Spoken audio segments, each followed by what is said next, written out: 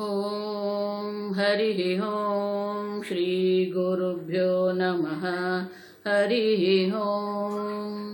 ॐ शन्नो मित्रशं वरुणः शन्नो भवत्वर्यमा शन्न इन्द्रो बृहस्पतिः शन्नो विष्णुरुक्रमः।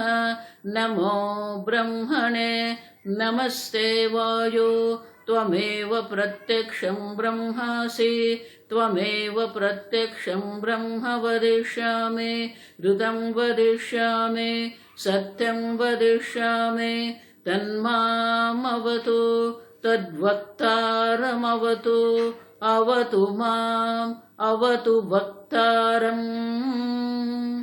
ॐ शान्ति शान्ति शान्तिः। ॐ सहनाववतु सहनौ भुनक्तु सह वीर्यं करवावहै तेजस्विनावधीतमस्तु मा विद्विषावहै। ॐ शान्ति शान्ति शान्तिः। सदाशिवसमारम्भां शङ्कराचार्यमध्यमाम् अस्मदाचार्यपर्यन्तां वन्दे गुरुपरम्परां। श्रुतिस्मृतिपुराणानाम् आलयं करुणालयं नमामि भगवत्पादं शङ्करं लोकशङ्करं शङ्करं शङ्कराचार्यं केशवं बादरायणं सूत्रभाष्यकृतौ वन्दे भगवन्तौ पुनः पुनः। ईश्वरो गुरुरात्मेति मूर्तिभेदविभागिने व्योमवद्व्याप्तदेहाय दक्षिणामूर्तये नमः।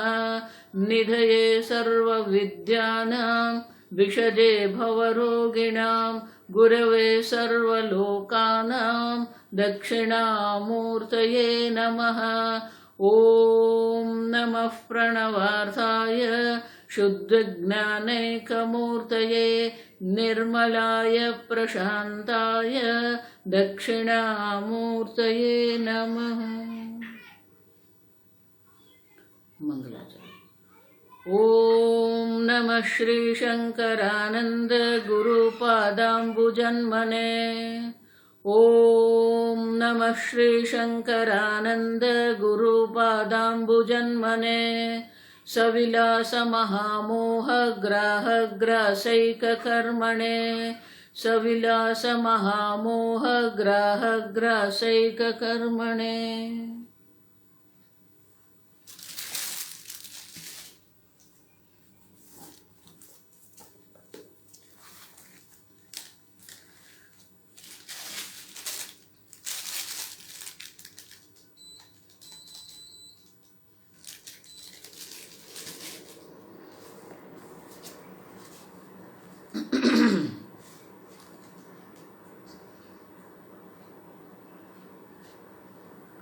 श्लोक नंबर 220।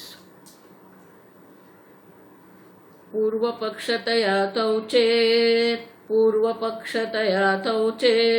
तत्त्वनिश्चय हेतुतां प्राप्नुतोस्तु निमज्जस्व तयोर्नैतावतावशः 221।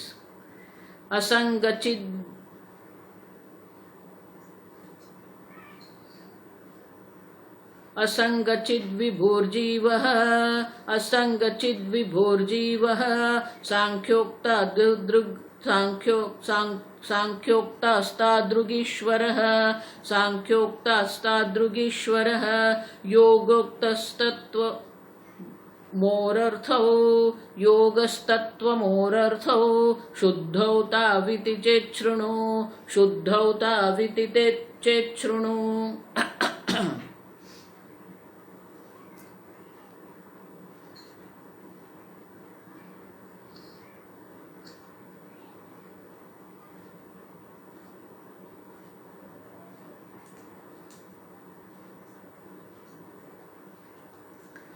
पूर्वपक्षतयाथौ चेत तत्व निश्चय हेतुताम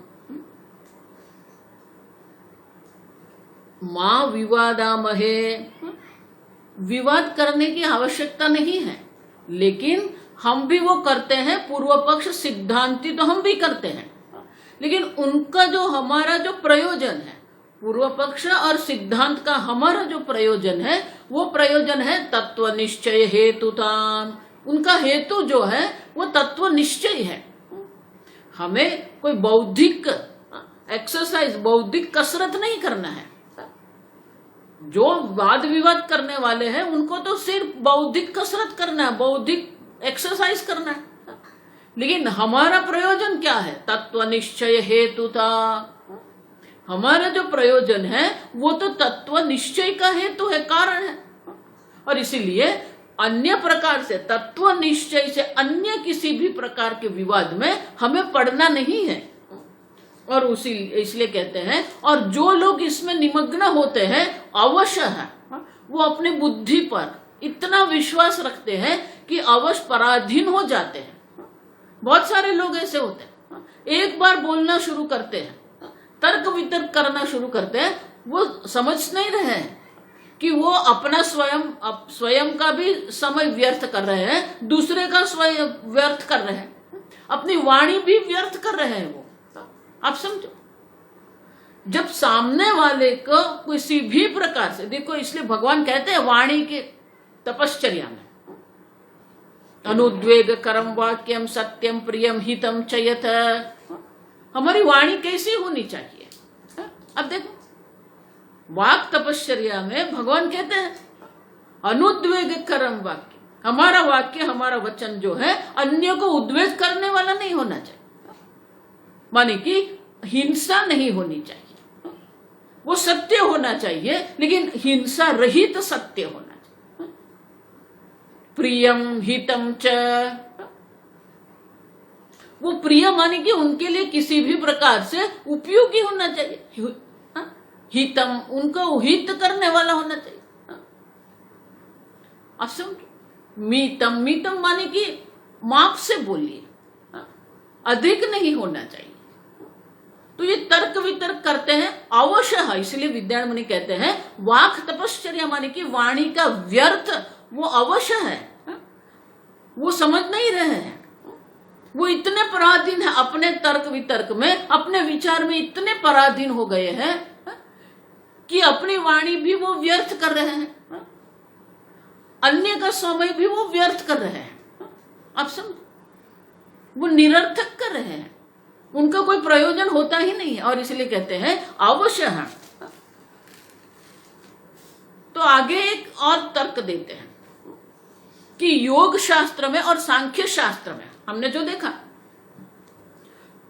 कि योग शास्त्र में जो ईश्वर के बारे में कहा गया है वो भ्रांति है, और सांख्य शास्त्र में जो जीव के बारे में 216 श्लोक में हमने देखा कि सांख्यवादी जो ईश्वर की बात करते हैं, सांख्यवादी जो जीव की बात कर रहे हैं वो भी भ्रांति आश्रित है, और योग वाले जो ईश्वर की बात कर रहे हैं वो भी भ्रांति आश्रित है। और इसीलिए उसके अनुसंधान में आगे कहते हैं असंगचित विभुर जीव सांख्योक्तस्तादृग योगोक्त।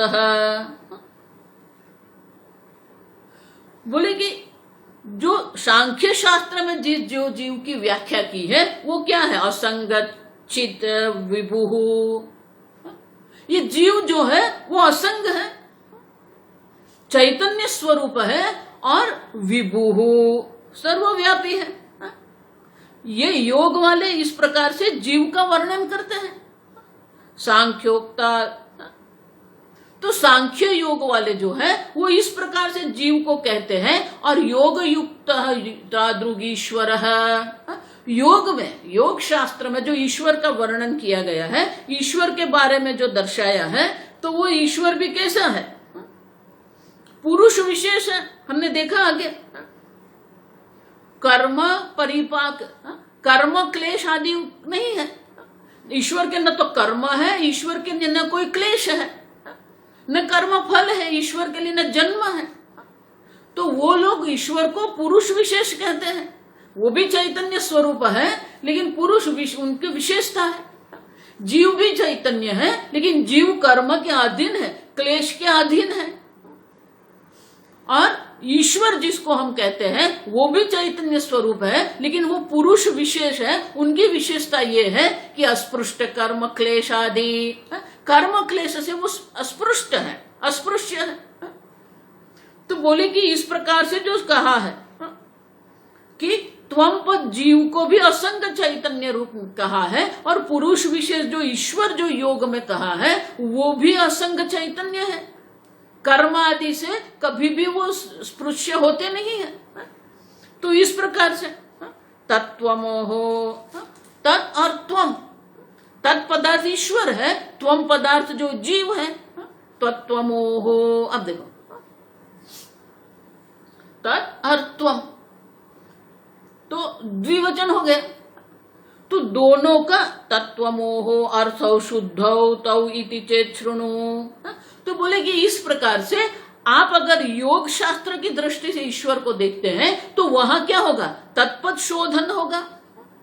और अगर आप सांख्य शास्त्र की दृष्टि से देखते हैं तो जीव जो है वो असंग चैतन्य स्वरूप है।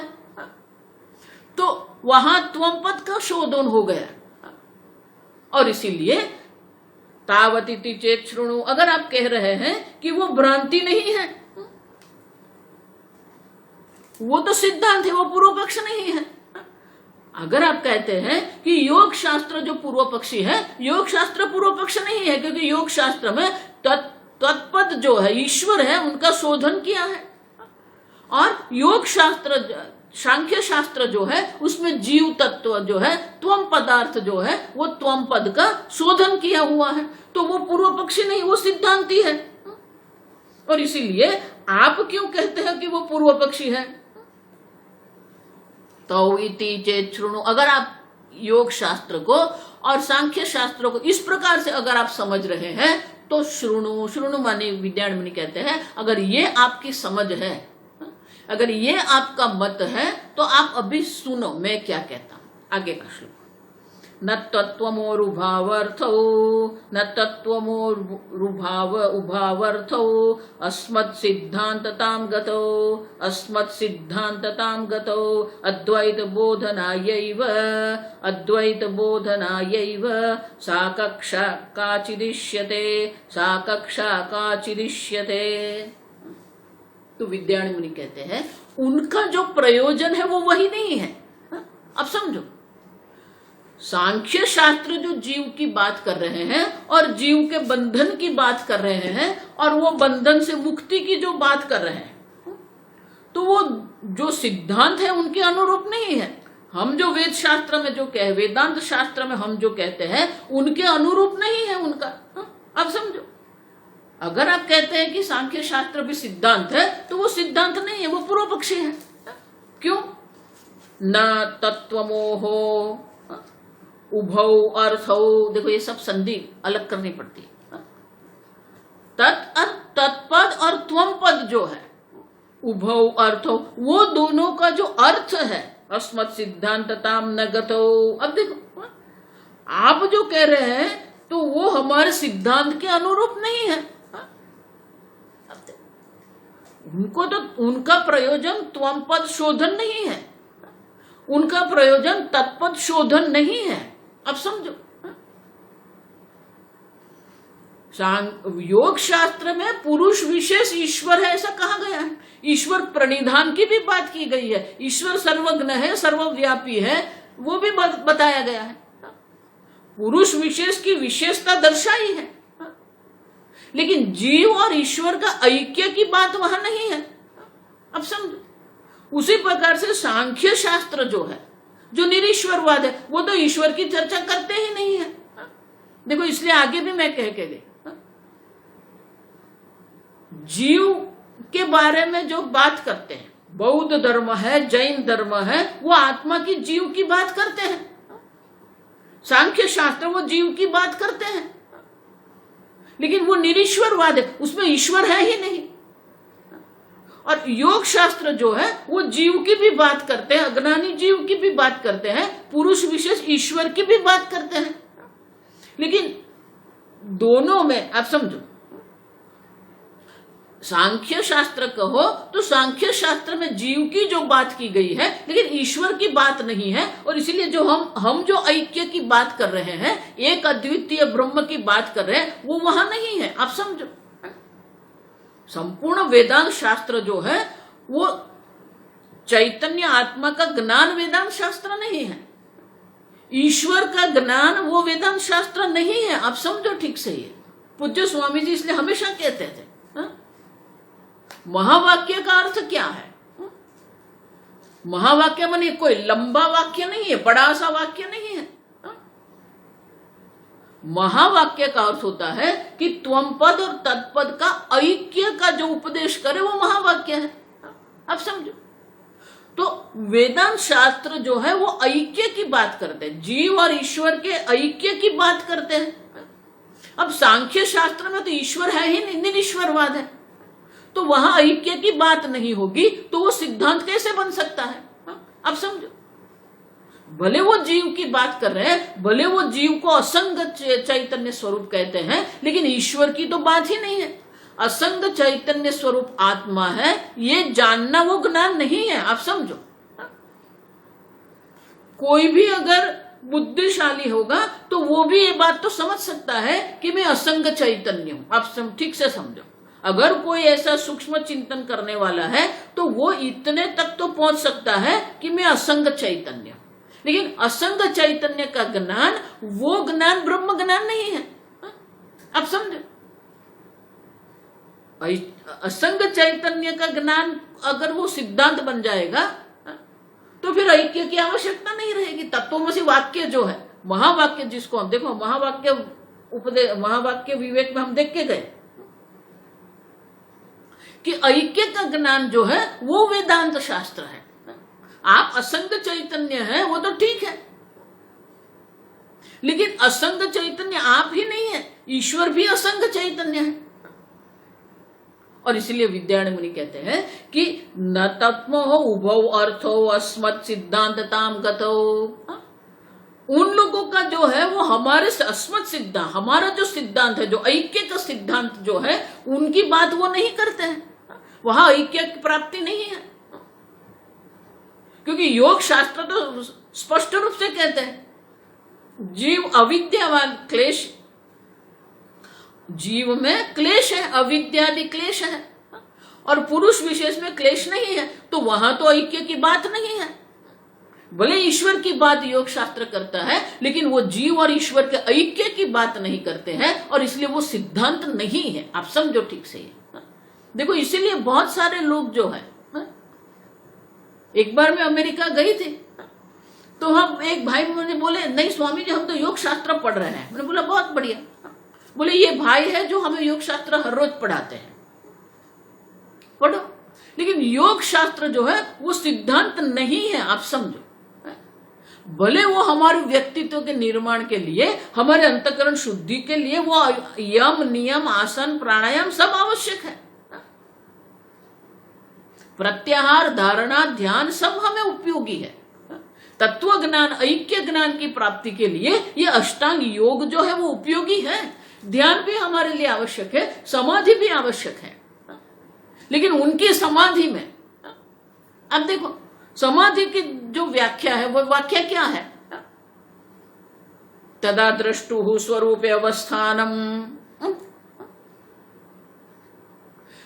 द्रष्टुः स्वरूपे अवस्थानम, जो असंग चैतन्य जो आत्मा है उसमें जो स्थिति है वो उनको समाधि कहते हैं। तो उसमें ईश्वर और जीव की ऐक्य की बात तो है ही नहीं, उनकी समाधि में ऐक्य की बात नहीं है। आप समझो, समाधि हमारे लिए उपयोगी है, लेकिन वो समाधि जो है वो ब्रह्म ज्ञान नहीं है। जो समाधि है वो तत्वम पद का ऐक्य नहीं है, और इसलिए विद्यारण्य मुनि कहते हैं न तत्वमयो अर्थो। अब देखो, दोनों का जो ऐक्य का अर्थ जो हमें करना है वो अर्थ हमें प्राप्त नहीं होता है यहां पर। अब समझो, और इसलिए कहते हैं कि सांख्य में तो ईश्वर है ही नहीं, तो ऐक्य की बात कहाँ आएगी। और योग शास्त्र में तो वो दोनों अलग दर्शाते हैं। जीव क्लेशादिवान है, जीव में है क्लेश आदि है, ईश्वर पुरुष विशेष उसमें कर्म क्लेश आदि नहीं, तो दोनों को तो भिन्न बताया, ऐक्य की बात नहीं है। और इसलिए कहते हैं अद्वैत बोधना ये व साकाक्षा कदाचिरिष्यते। अब देखो, इष्यते, इष्यते माने कि हम क्या स्वीकार करते हैं, अद्वैत बोधना है, एक अद्वितीय तत्व मात्र है, जीव और ईश्वर दो नहीं है। अब समझो, अद्वैत तत्व का जो बोध है, बोध के लिए ही का साकाक्षा कदाचिदिष्यते। अब देखो, हमारे लिए जो उपयोगी वो तो क्या है, अद्वैत तत्व का बोध है, वो हमारे लिए स्वीकार्य है। और अद्वैत है माने कि क्या हो गया, जीव और ईश्वर दो नहीं है। अब समझो, और इसीलिए ये एक उत्तर एक प्रकार से है, क्योंकि योग शास्त्र कहो या सांख्य शास्त्र कहो, उसमें अद्वैत नहीं है, द्वैत है। योग शास्त्र में जो है वो जीव और ईश्वर का अद्वैत नहीं है, द्वैत है वहां पर। अब समझो, और सांख्य शास्त्र में जो जीव की बात करते हैं, आत्मा की जो असंग जीव की जो बात करते हैं, वो असंग जीव जो है, जो आत्मा है, वो अनेक है, अद्वैत है ही नहीं वहां पर। जीव की भी अनेकता योग शास्त्र में है, और जीव और ईश्वर की ऐक्य की बात नहीं है। और सांख्य शास्त्र में जो आत्मा है वो आत्मा अनेक है। अब तो अद्वैत का चिंतन तो वहां नहीं है। भले असंग चैतन्य की बात वो करते हैं, भले वो ईश्वर की बात करते हैं, लेकिन एक अद्वितीय तत्व की बात वहां पर नहीं है। और इसलिए वो हमारे लिए न गतो माने कि वो हमारे लिए स्वीकार्य नहीं है। जहां अद्वैत तत्व का चिंतन है वो हम इच्छते हैं, वो हमारे लिए इच्छनीय है, स्वीकार्य है। और इसलिए विद्यारण्य कहते हैं साकाक्षा इष्यते, उस प्रकार का कक्षा माने कि वो जो ज्ञान है वो हमें इच्छनीय है। एक अद्वितीय तत्व का ज्ञान हमारे लिए स्वीकार्य है, हम वो अंगीकार कर सकते हैं, वो हम स्वीकार सकते हैं। लेकिन उनमें तो जीव की भी अनेकता है, और जीव और ईश्वर का जो है वो ऐक्य की बात है ही नहीं। और इसीलिए ये सब जो है वो सिद्धांत नहीं हो सकता है, वो पूर्व पक्षी ही है। भले वो जीव की बात करते हैं, भले वो ईश्वर की बात करते हैं, लेकिन वो तम पद और तत्पद का शोधन नहीं है वहां पर, और इसीलिए वो हमारे लिए स्वीकार्य नहीं है, क्योंकि हमें तो एक अद्वितीय तत्व की बात करना है। अब समझो, जीव और ईश्वर दो हम मान रहे हैं, लेकिन दो नहीं है, एक ही है। अविद्या उपाधि से जीव है, माया उपाधि से ईश्वर है, लेकिन दोनों का जो स्वरूप जो है वो तो सच्चिदानंद ब्रह्म मात्र है। आप समझो, और इसीलिए आप उनको अगर सिद्धांत के रूप में देख रहे हैं तो वो सिद्धांत नहीं, वो पूर्व पक्षी है। आगे का श्लोक 223, अनादिमायया भ्रान्ताः अनादिमायया भ्रान्ताः जीवेशौ सुविलक्षणौ जीवेशौ सुविलक्षणौ मन्यन्ते तद्व्युदासाय मन्यन्ते तद्व्युदासाय केवलं शोधनं तयोः केवलं शोधनं तयोः।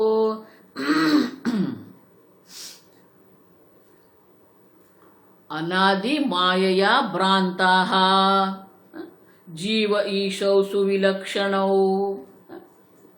विलक्षण, जीव और ईश्वर दोनों विलक्षण है, विलक्षण नहीं सुविलक्षण, माने कि बिल्कुल विरुद्ध है। जीव अल्पज्ञ है, अल्प शक्ति है, अल्पव्यापी है, करता है, भोगता है। और ईश्वर जो है वो सर्वव्यापी है, सर्वज्ञ है, सर्वशक्ति है, अकर्ता अभोक्ता है। तो दोनों जो है वो विलक्षण है। किसके लिए? अनादि मायया भ्रांताः मन्यन्ते, जो अनादि माया से भ्रांत हुए हैं वो मानते हैं, मन्यन्ते, वो समझते हैं कि जीव और ईश्वर दोनों विलक्षण है। सुविलक्षण माने बिल्कुल विरुद्ध है। अब समझो, एक अल्पज्ञ है, दूसरा सर्वज्ञ है। तद व्युदासाय, अब देखो हमारा जो सिद्धांत है वो क्या है, दोनों का जो विलक्षणता जो है वो विलक्षणता की निवृत्ति करने, व्युदासाय, व्युदासाय माने कि उनकी निवृत्ति करनी है। जो विलक्षणता हमें दिख रही है वो विलक्षणता जो है वो उपाधि के कारण है, स्वरूप से तो दोनों एक ही है। तरंग कहो और समुद्र कहो, तो तरंग अल्प है, जन्म मृत्यु वाला है, समुद्र व्यापक है, जन्म मृत्यु नहीं है। अब देखो, लेकिन तरंग जल है, क्योंकि जल के बिना तरंग नहीं हो सकता। उसी प्रकार से जब हम समुद्र शब्द का प्रयोग करते हैं तो वहां भी जल है। अगर जल नहीं है तो समुद्र नहीं है। तो त्वम पद का माने कि तरंग का शोधन जब हम करते हैं तो हमें निर्णय करते हैं कि वो जल स्वरूप है, और समुद्र जो है तत्पद है। समुद्र तरंग के लिए समुद्र ईश्वर है, लेकिन समुद्र का भी हम जब शोधन करते हैं तो हम निर्णय पर आते हैं कि वो जल स्वरूप है। अब देखो, और इसलिए कहते हैं केवलम शोधनम तयोहो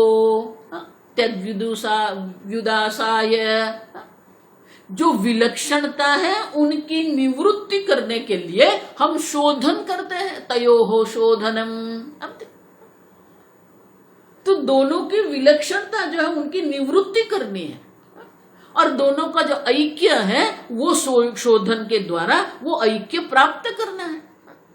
अब समझो, जीव का जितने भी जीव के बारे में हम कहते हैं वो सापेक्षिक है। देखो आगे हम सब विस्तार से देख के गए, जो सापेक्षिक होता है वो सत्य नहीं होता है। माया उपाधि से ईश्वर अगर हम कहते हैं तो माया उपाधि से ईश्वर जो कहेंगे तो वो ईश्वर जो है वो सत्य नहीं है, सापेक्षिक है। जो निरपेक्ष होता है, जो निर्विकारी होता है, वो सत्य होता है। कूटस्थ चैतन्य जो हम कहते हैं, असंग कूटस्थ जो चैतन्य है वो निर्विकारी है। कूटस्थ मानी जो निर्विकारी चैतन्य है वो असंग चैतन्य है, तो उसमें कारणता भी नहीं है और उसमें जन्म मृत्यु भी नहीं है। जीव की दृष्टि से हम जन्म मृत्यु की बात करते हैं, लेकिन असंग जो निर्विकारी चैतन्य है उनकी दृष्टि से जन्म और मृत्यु संभव नहीं है। आप समझो, और माया उपाधि से सर्वज्ञता है, सर्वशक्तिमत्व है, तो ये सब भी उपाधि माने कि सापेक्षिक है। और जो सापेक्षिक होता है वो सत्य नहीं होता है, सत्य हमेशा निरपेक्ष होता है। निरपेक्ष निर्विकारी असंगता जो है वो सत्य है। और इसीलिए कहते हैं कि हम जो कर रहे हैं वेदांत शास्त्र जो है वो क्या है, केवलम शोधनम तयोहो। अब देखो, दोनों का शोधन करके जो ऐक्य है वो हमें प्राप्त करना है, वो वेदांत का सिद्धांत है। जीव जो है वो असंग चैतन्य है, वो वेदांत नहीं है। अब समझो, ईश्वर सच्चिदानंद ब्रह्म है, वो वेदांत नहीं है। आप समझो, और इसलिए विद्यारण्य मुनि कहते हैं जो सिद्धांत जिसको हम कहते हैं, वेदांत हम जिसको कह रहे हैं, वो तो दोनों का ऐक्य है, और दोनों के ऐक्य की प्राप्ति के लिए हम दोनों का शोधन करते हैं। त्वम पद का शोधन करते हैं, तत्पद का शोधन करते हैं, और शोधन के द्वारा जो सापेक्षिक है, जो विलक्षणता है, उनकी निवृत्ति करते हैं। और जो ऐक्य है, जो सामान्य है, उसे हम पकड़ते हैं। उसी को तो हम लक्षणा कहते हैं, हम देख के गए, जहल लक्षणा, अजहल लक्षणा। जहल लक्षणा माने किस वो जो लक्षणा है, देखो हम हमारे दैनिक व्यवहार में ये प्रयोग करते हैं। हम, आपका घर कहां पर है? स्टेशन पर है। स्टेशन के प्लेटफॉर्म पर है क्या? नहीं, अब देखो, आप समझ जाते हैं। कोई अगर कहेगा मेरा घर स्टेशन पर है तो आप बिल्कुल समझ जाते हैं, ये जहल लक्षण आप जानते हो। जहत माने त्याग करना। आप तुरंत समझ जाते हैं कि स्टेशन पर है, ऐसा जब कहते हैं तो स्टेशन का त्याग हो जाएगा और स्टेशन के समीप जो स्थान है वहां उनका घर है। अब देखो, तो हम करते हैं ये प्रयोग। उसी प्रकार से अजहल लक्षण, कुछ त्याग नहीं करना है लेकिन कुछ उसमें ऐड करना है हमें। अब देखो, कुछ जोड़ना है वहां पर। श्वेतो धावती, अब श्वेत रंग तो दौड़ नहीं सकता है, तो श्वेत रंग जो है उनको त्याग नहीं करना है लेकिन उसमें कुछ जोड़ना है। श्वेतो अश्व धावती, अब देखो श्वेत अश्व दौड़ रहा है। अजहल लक्षण हम ये हर रोज के दैनिक व्यवहार में करते ही हैं। आप समझ, पिताजी कुछ लिख रहे हैं और बच्चे खेल रहे हैं आसपास। बच्चे देख रहे हैं पिताजी कोई फाइल खोलते हैं, फिर कुछ लिखते हैं, कुछ बंद करते हैं। अब वो देख रहे हैं और खेल भी रहे हैं। और अचानक अगर पिताजी बोले वो पीला ले आओ, तो जो बच्चे खेल रहे हैं वो बच्चे को जब पिताजी कहते हैं वो पीला ले आओ, तो उनके समझ में आ जाता है कि पीले रंग का क्या लाना है उसको। अब देखो, हरा ले आओ, उसको पता है हरे रंग का क्या पिताजी मांग रहे हैं, वो समझ रहे हैं। अजहल लक्षण वो करता है, वो हरे रंग नहीं लाएगा, हरे रंग की फाइल लाएगा, क्योंकि वो देख रहे हैं कि पिताजी काम कर रहे हैं। आप समझे। लेकिन जीव और ईश्वर की बात आती है तो जहल और अजहल दोनों को काम है। जहल अजहल लक्षणा, भाग त्याग लक्षणा। अब देखो, तो लक्षणा के द्वारा हम शोधन करते हैं। जो विलक्षणता है, जो विरोधाभास है, उसका हम त्याग करते हैं, जहल लक्षण। और जो सामान्य अंश है उसे हम रखते हैं, अजहल लक्षण। अब समझो। और इसलिए विद्यारण्य मुनि कहते हैं तो केवलम तयोहो शोधनम। वेदांत शास्त्र के द्वारा हम त्वम पद का शोधन करते हैं, तत्पद का शोधन करते हैं और फिर दोनों का ऐक्य हम समझते हैं। वो वेदांत शास्त्र है। अब समझो। और इसलिए कहते हैं कि ये जो विलक्षणता जो है उनका जो मान रहे हैं, अनादि माया भ्रांता मन्यन्ते। अब देखो, अनादि माया से जो भ्रांत हुए लोग जो है, हम देख के गए माया क्या है। अचिंत्य शक्ति जो माया की है, वो अचिंत्य शक्ति जो माया है, वो माया से जीव भ्रांत होके बैठा है और समझता है मैं जीव हूं, वो ईश्वर है, हम दोनों विलक्षण है। देखो, इसलिए जो द्वैतवादी है वो ये ऐक्य स्वीकारने को तैयार नहीं है, इसीलिए वो द्वैतवादी है। वो ऐसे तर्क वितर्क करते हैं, नहीं मैं तो जीव हूं, वो ईश्वर है, जीव ईश्वर एक कैसे हो सकते हैं, क्योंकि दोनों विलक्षण हैं। अब समझे। लेकिन जब तक हम जहल लक्षणा के द्वारा हम शोधन नहीं करते हैं, तब तक वो ऐक्य का ज्ञान हमें नहीं होता है। और इसलिए विद्यारण्य मुनि कहते हैं केवलम शोधनम तयोः। वेदांत शास्त्र का जो सिद्धांत है वो तो दोनों का शोधन करना है। जो विलक्षणता उसका त्याग करना है, और जो सामान्य अंश है, तरंग जब हम कहते हैं तो उसमें सामान्य अंश जल है। समुद्र जब हम कहते हैं तो उसमें भी सामान्य अंश तो जल है वहां पर, और जल स्वरूप दोनों है।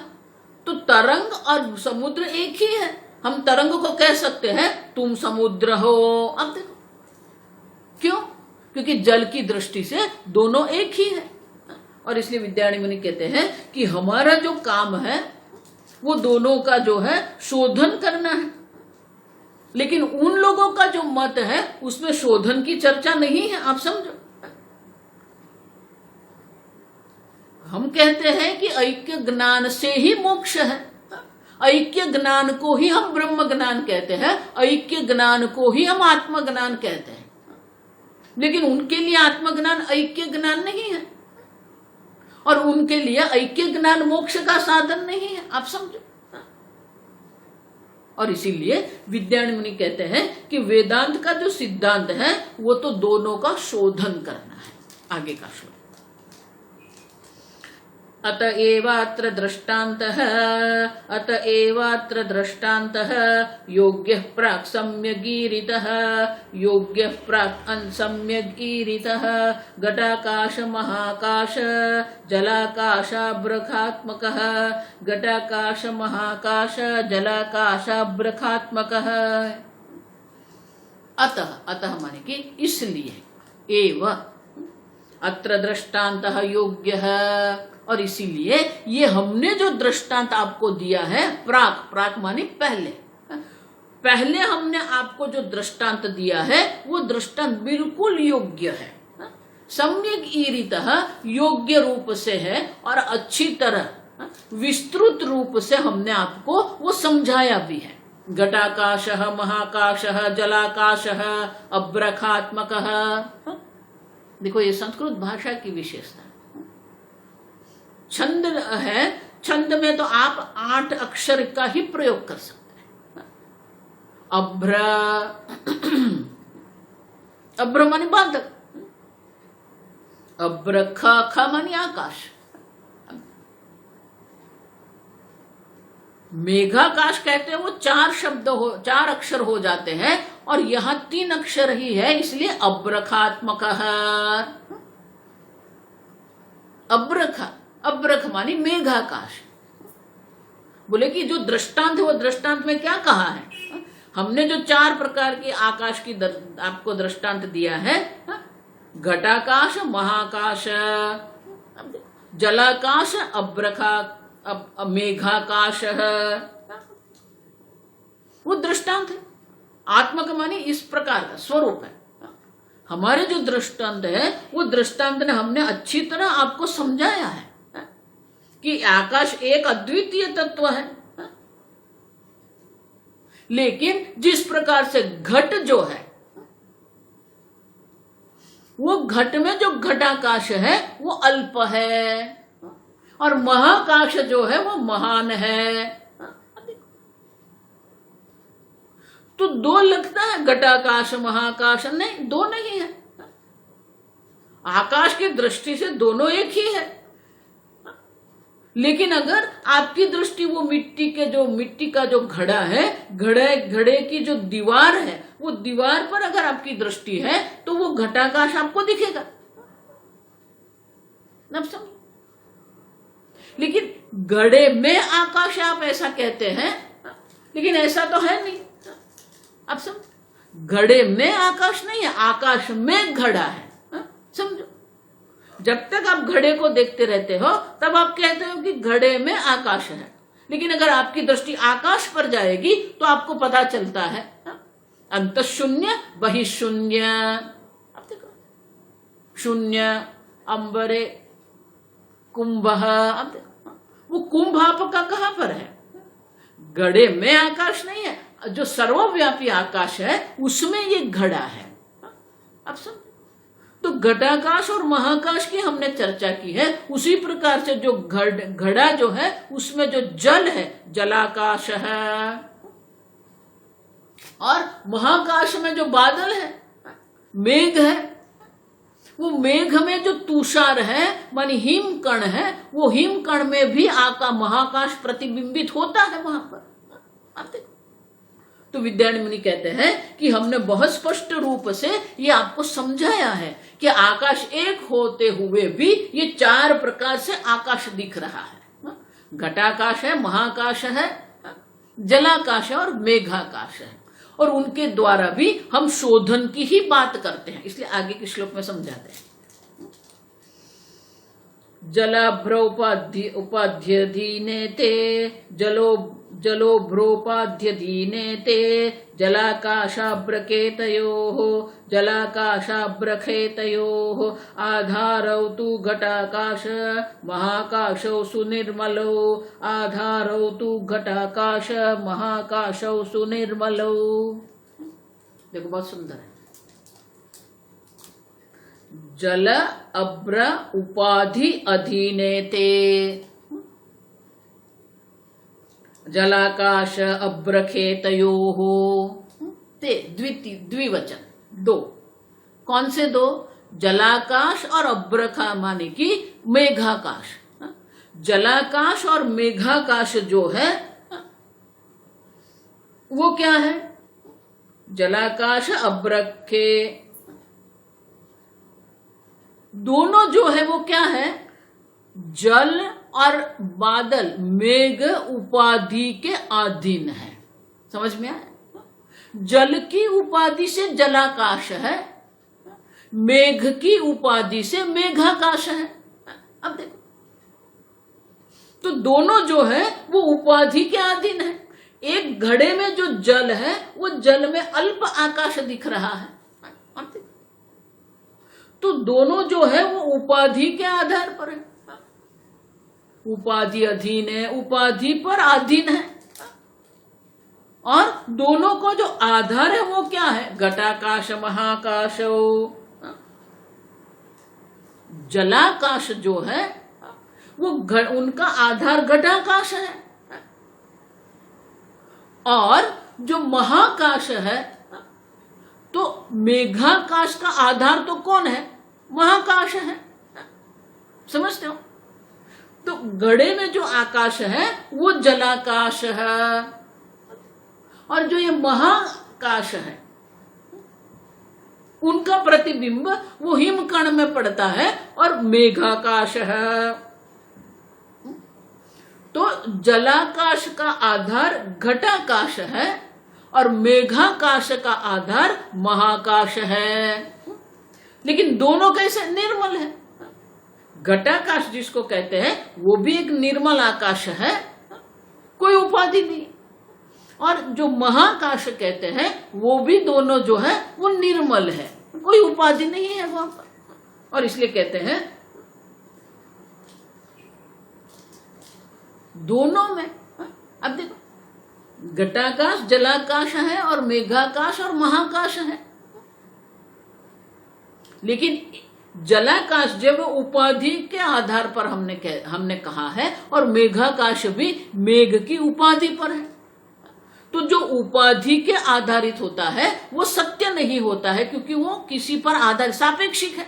अगर वो सापेक्षिक है वो सत्य नहीं है, और इसलिए कहते हैं वो उपाधि के अधीन है। लेकिन जो घटाकाश हम जिसको कहते हैं और महाकाश जिसको हम कहते हैं वो दोनों निर्मल है, वो दोनों आकाश मात्र है, उसमें प्रतिबिंबित नहीं है। जल में जो प्रतिबिंबित आकाश है और मेघ में जो प्रतिबिंबित आकाश है वो तो प्रतिबिंबित आकाश है, वो शुद्ध आकाश नहीं है। घटाकाश है वो शुद्ध आकाश है, महाकाश है वो शुद्ध आकाश है, और इसलिए कहते हैं तौ निर्मलो, दोनों निर्मल है, शुद्ध आकाश है। आगे, एवं आनंद विज्ञानमयो, एवं आनंद विज्ञानमयो मायाधीयोर्वशो, मायाधीयोर्वशो तदधिष्ठान कूटस्थ ब्रह्मणि तु सुनिर्मले, तदधिष्ठान कूटस्थ ब्रह्मणि तु सुनिर्मले। अब देखो, कहते हैं कि इस प्रकार से दृष्टांत में हम देखते हैं कि जलाकाश जो है वो जल के अधीन है, और मेघाकाश है वो मेघ के अधीन है। जो घटाकाश है वो शुद्ध आकाश है, महाकाश है वो भी शुद्ध आकाश है। उसी प्रकार से एवं दृष्टांत को दर्शाया। अब दृष्टांत का हम प्रयोग करके हम समझते, दृष्टांतिक उसको कहते हैं। एवं उसी प्रकार से आनंद विज्ञानमयो, जो आनंदमय जो कारण उपाधि है, विज्ञानमय जो बुद्धि की उपाधि है, चिदाभास है, मायाधीयोर वशो, वो दोनों आनंदमय जो कारण उपाधि है वो माया के अधीन है, और विज्ञानमय जो बुद्धि, बुद्धि के अधीन है। एव तद अधिष्ठान कूटस्थ ब्रह्मणि, अब देखो, जो आनंदमय जो माया उपाधि से जो आनंदमय है, अब देखो, और माया उपाधि से जो आनंदमय जो है माया उपाधि से है, और विज्ञानमय है वो बुद्धि की उपाधि से है, अंतःकरण की उपाधि से है। तो वो सत्य नहीं हो सकता। लेकिन कूटस्थ ब्रह्मणि तु सुनिर्मले, द्विवचन। तो जो कूटस्थ चैतन्य जो है वो असंग है, और जो ब्रह्म तत्व है वो भी असंग चैतन्य निर्मल है। तद अधिष्ठानम, जिस प्रकार से जलाकाश का अधिष्ठान आधार जो है वो घटाकाश था, और मेघाकाश का जो आधार था वो महाकाश था, उसी प्रकार से यहां पर भी क्या है। अब देखो, आनंदमय जिसको हम कहते हैं और विज्ञानमय हम जिसको कहते हैं, अब समझो, तो जो विज्ञानमय है उनका अधिष्ठान तद अधिष्ठान कूटस्थ, उनका अधिष्ठान कूटस्थ असंग चैतन्य है, और जो माया उपाधि से जो आनंदमय जो है उनका जो अधिष्ठान है वो ब्रह्म है। अब देखो, चैतन्य का भी हम चार अवस्था देख के गए, जिस प्रकार से आकाश की चार अवस्था है उसी प्रकार से चैतन्य की भी चार प्रतीति हो रही है। अब जीव है, ईश्वर है, आनंदमय जो माया उपाधि वो ईश्वर है, विज्ञानमय जो बुद्धि उपाधि है वो जीव है। लेकिन जो जीव जो है उनका जो अधिष्ठान है वो तो कूटस्थ असंग चैतन्य है, और जो आनंदमय जो ईश्वर माया उपाधि जो ईश्वर है उनका जो अधिष्ठान है वो तो ब्रह्म है। अब समझो, सत्यम ज्ञानम अनंतम ब्रह्म, वो कारण जो है वो कारण जो उपाधि है, कारण उपाधि का जो अधिष्ठान है वो तो ब्रह्म है। और इसलिए वेद कहते हैं तु सुनिर्मले, कुटस्थ असंग चैतन्य भी निर्मल है, और जो ब्रह्म जिसको हम कहते हैं जो सच्चिदानंद ब्रह्म है वो भी निर्मल है। और इस प्रकार से आनंदमय जो कारण शरीर ईश्वर है वो माया उपाधि से माने सापेक्षिक है, और जीव जो है वो बुद्धि उपाधि से सापेक्षिक है। लेकिन दोनों का जो अधिष्ठान है कूटस्थ चैतन्य, और आनंदमय का जो अधिष्ठान है वो ब्रह्म है। अब दोनों का इस प्रकार से जब हम शोधन करते हैं, शोधन कर दिया तो जीव जो है वो कूटस्थ चैतन्य है, कूटस्थ असंग चैतन्य है, और ईश्वर जो कारण उपाधि से जो ईश्वर है उनका जब हम शोधन करते हैं तो उनका जो अधिष्ठान है वो ब्रह्म है। अब तो इस प्रकार से हम शोधन कर रहे हैं, लेकिन योग शास्त्र में, सांख्य शास्त्र में इस प्रकार का शोधन नहीं है। वहां पर जिसको हम जीव चैतन्य कहते हैं वो असंग कूटस्थ चैतन्य है, जिसको हम कारण उपाधि से ईश्वर चैतन्य कहते हैं वो सही में तो ब्रह्म चैतन्य है। अब समझो, और इस प्रकार से शोधन करने के बाद क्या करना है आगे के श्लोक में, एतत्कक्षयोपयोगेन सांख्ययोगौ मतौ यदि देहोन्नमय कक्षत्वात् आत्मत्वेन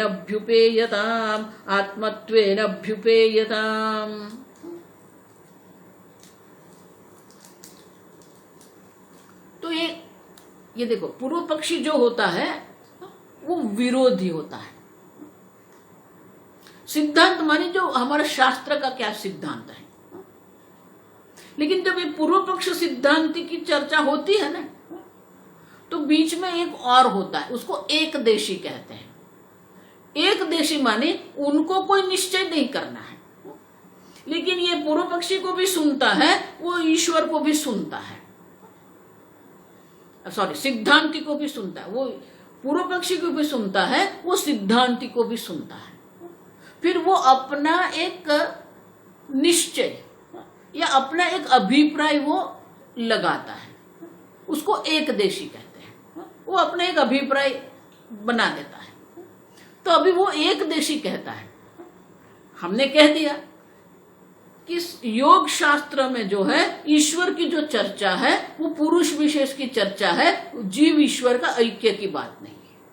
और सांख्य में जो जीव की चर्चा है वहां भी शोधन नहीं किया है, जीव क्या है वो दर्शाया है, लेकिन जीव की अनेकता दर्शाई है। आप समझो, और वहां ईश्वर नहीं है और इसलिए ऐक्य की संभावना नहीं, हमने ये कहा। तो बोले कि हमने कहा कि सांख्य और योग शास्त्र दोनों जो है वो पूर्व पक्षी है, सिद्धांति नहीं हो सकते, क्योंकि उसमें शोधन भी नहीं है और ऐक्य का ज्ञान नहीं, ये हमारा सिद्धांत है। अब वो एक देशी है, वो बीच में टपक पड़ता है, वो क्या कह रहा है, नहीं नहीं आप ऐसा करो, ये झगड़ा खत्म करो। क्यों? एतत् कक्षयोपयोगेन सांख्य योगौ मतौ यदि यदि यदि यदि आप ये दोनों मत को स्वीकार लो, मानी कि दोनों को जोड़ दो, योग और सांख्य दोनों जो है वो दोनों को आप जोड़ दो, दोनों एक कर दो, तो क्या होगा? देह अन्नमय कक्षत्वाद आत्मत्वेन अभ्युपेयताम। तो आप जो कह रहे हैं वो आ जाएगा, माने कि वो दोनों को अलग मत मानो, सांख्यवादी और योगवादी दोनों को अलग मत कर दो, आप दोनों को एक कर दो। अब दोनों को अगर आप देखेंगे तो दोनों के मत के अनुरूप ये शोधन भी हो जाएगा और ऐक्य भी। देखो ये एक देशी कह रहे हैं, हम नहीं कह रहे हैं। देखो ऐसे बहुत सारे लोग हैं, ऐसे बहुत सारे लोग हैं जो कहते हैं कि ये खटपट में नहीं पड़ना है, ये भी ठीक है वो भी ठीक है, ऐसे वाले एक देशी लोग होते हैं। सर्वधर्म समान, ये सब एक देशी लोग हैं, आप समझ नहीं। वो ऐसा समझ रहे हैं कि हम तो समाधान कराने वाले हैं, वो समाधान नहीं करा रहे हैं, वो भ्रांत है और दूसरे को भी भ्रांत कर रहे हैं। आजकल बहुत सारे ऐसे महात्मा लोग हैं वो एक देशी जैसे हैं, आप सब ऐसा मत मानना कि विद्यायण मुनि के समय में या शंकराचार्य जी के समय में या वैदिक काल में ऐसे लोग थे एक देशी। अभी भी बहुत सारे महात्मा हैं जो एक देशी हैं, बहुत सारे ऐसे हैं। आप सब वो ऐसा समझ रहे हैं कि हम तो समाधान कराते हैं। अब जब दो सिद्धांत एक ही नहीं है, दोनों विरोधी है, तो समाधान की बात ही कहां पर आई? अब समझो, समाधान संभव है ही नहीं। लेकिन ये एक देशी समाधान कराने के प्रयत्न कर रहा है और बोल रहा है नहीं नहीं ऐसा करो। योग शास्त्र जो है वो ईश्वर की चर्चा करते हैं, सांख्य शास्त्र वो जीव की चर्चा करते हैं, वो दोनों को मिला दो। अब देखो देह अन्नमय, अगर आप दोनों को स्वीकार लेंगे तो क्या हो जाएगा? देह अन्नमय कक्षत्वाद आत्मत्वेन अभ्युयताम। अगर ऐसा आप करेंगे तो क्या हो जाएगा? अन्नमय कोश देह। अब देखो पहला ही है, ये अन्नमय कोश जो है वो देह है। अन्नमय कक्षत्वात् आत्मत्वेन अभ्युयताम, दोनों को अगर आप स्वीकारेंगे तो वो लोग तो कह रहे हैं जीव है, जीव का जन्म होता है, अब देखो जीव देह धारण करता है, तो ये देह अन्नमय जो है वो देह जो वो आत्मा बन जाएगा। अब देखो आत्मत्वेन अभ्युयताम, अब समझो, क्योंकि वो देह जो है वो देह का जन्म मानते हैं, जीव जो है वो देह धारण करता है। और हम क्या कहते हैं? न जायते म्रियते वा कदाचित। अब देखो, तो इसलिए कहते हैं कि अगर ऐसा आप कर लेंगे तो फिर अन्नमय से जो आरंभ करके हम देखते हैं तो देह आत्मा है ऐसा बन जाएगा। और देह आत्मा है तो वो तो चारवाक का सिद्धांत हो गया। आप समझो, देहवादी जो चारवाक है वो देह को ही आत्मा मान के चल रहे हैं। आप समझो, और इसलिए विद्यायण मुनि कहते हैं कि ये एक देशी की अगर आप सुनेंगे और सांख्य और योग दोनों को आप स्वीकार करते हैं तो ये तो तीसरा ही कोई पक्ष आ जाएगा, क्योंकि आरंभ तो हमें अन्नमय कोश से ही करना है। देह धारण किया जीव ने, अगर उसको आप सत्य मान रहे हैं। आप समझो, देखो इसलिए मैं कहती हूं वेदांत ऐसा नहीं कह रहा है कि आपको जन्म मृत्यु से हम मुक्त कराएंगे। वेदांत ये कहता है कि आपका जन्म हुआ ही नहीं है, और जन्म नहीं हुआ है तो आपकी मृत्यु भी नहीं है। अब समझो, अजो नित्य शाश्वत एवं पुराण, अज है, आत्मा जन्म रहित है, नित्य है, मृत्यु रहित है आत्मा। आपका जन्म हुआ ही नहीं है, ये वेदांत है। आपकी मृत्यु हुई ही नहीं है, ये वेदांत है। और जब तक ये ज्ञान नहीं होगा तब तक बंधन की अनुभूति होती रहेगी। लेकिन एक बार ज्ञान हो गया तो मैं मुक्त हूं, ये भी ज्ञान हो जाएगा। जन्म मृत्यु रहित आत्मा में हूं, ये ज्ञान हो जाएगा। अब जन्म मृत्यु रहित आत्मा है तो फिर वही तो मुक्ति है। अब समझो। और इसीलिए विद्यारण्य मुनि कहते हैं अगर ये सब आप स्वीकार करने का कहते हैं तो आप तो चार्वाक पर पहुंच जाएंगे, देह को ही आत्मा मानने लगेंगे। देहान्मय क्षत्वादात्मत्वेन अभ्यूयता, उसी को ही आत्मा मान लेंगे, देह को ही आप आत्मा मान के चलेंगे। अब समझो। और इसीलिए विद्यारण्य मुनि कहते हैं कि ये जो एक देशी जो कह रहा है ना, उसको भी हमें स्वीकार नहीं करना है। आगे हम कल देखेंगे।